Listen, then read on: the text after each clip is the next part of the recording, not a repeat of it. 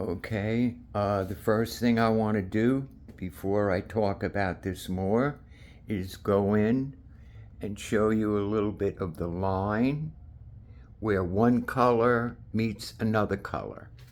And look at the line, does one overlap the other?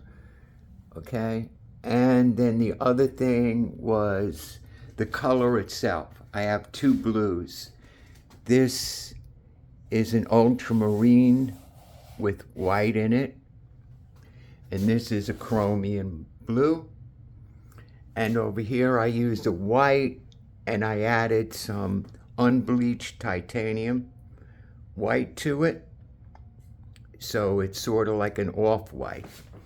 Okay, so now I'm bringing it back and setting it up here so I can talk about it a little bit more. So normally this is how I start. I have no idea often where something's going to go until I start developing it. Now normally I start with paper, and I use media paper, and I'll do a bunch of studies, and then I'll move on to a canvas. The reason being because, of course, canvas absorbs a lot more paint. It's a bigger commitment than if you're starting with paper. So anyway, I started with the canvas first, and so the idea was I started with two colors. That was really my first idea. And this is the ground. Where things go from here, the possibilities are endless. That's what makes painting exciting. The possibilities are endless. But anyway, my very basic in the ground here was a contrast of two different types of blue, which before I've done a lot of red on red, and with red you have a wide wavelength, so you can divide and make so many different colors. Conversely, with blue, you have a short wavelength, so therefore you can only stretch it out so much. But you also have different bases of blue. You have old style blues like Prussian blue, ultramarine. The dynamics of ultramarine, well, when you add white to it, you can see it can go from one character to another. A lot of deep blue colors with ultramarine are also very powerful.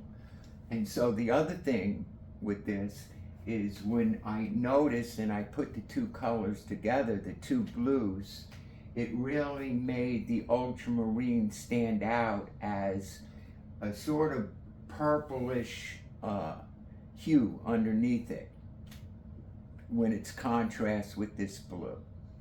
So initially when I started this, I talked about this line.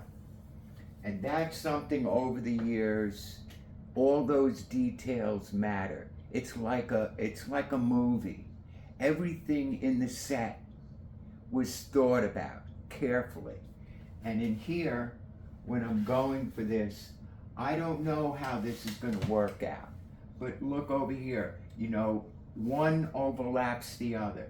Does the white overlap the blue, or does the blue overlap the white? That's yet to be determined, but it's something that's acknowledged. How important is it? It doesn't matter until it matters to me or who's painting the painting. But these are all decisions that the artist is making, or in this case that I'm making. Because the next point, once I finish my ground, my field, is I'm going to work on top of this and start building it up and pulling out what I want. And that means, screening and images may be introduced and other things. But still, I'm building my ground. The next thing I'm going to do, I often work with markers, paint markers, and spray paint. So I have a lot of blue spray paint, different colors that I might accent, and that's also going to pull out ideas and what direction do I want to go with this. But that's how things are developing now. So the next time I do this, you're going to see the ground, the field fully developed, hopefully, and then I'll start laying on images that I've selected, and then I'll start talking about the image library that I use and the screening process to push it. So I sort of have 3 different levels. 1, the field. 2, the image library or screens. They're sort of a secondary on top of the field, but they can go into the field or they can pop out. And then over top of that, then I go in detail and pull out. By that point, I sort of know what it is I'm doing or where I want to take it. So that's it for now, and hopefully the next time we'll see some differences in here, and you'll see how I take it from a field, a color field, to a intentional direction for painting.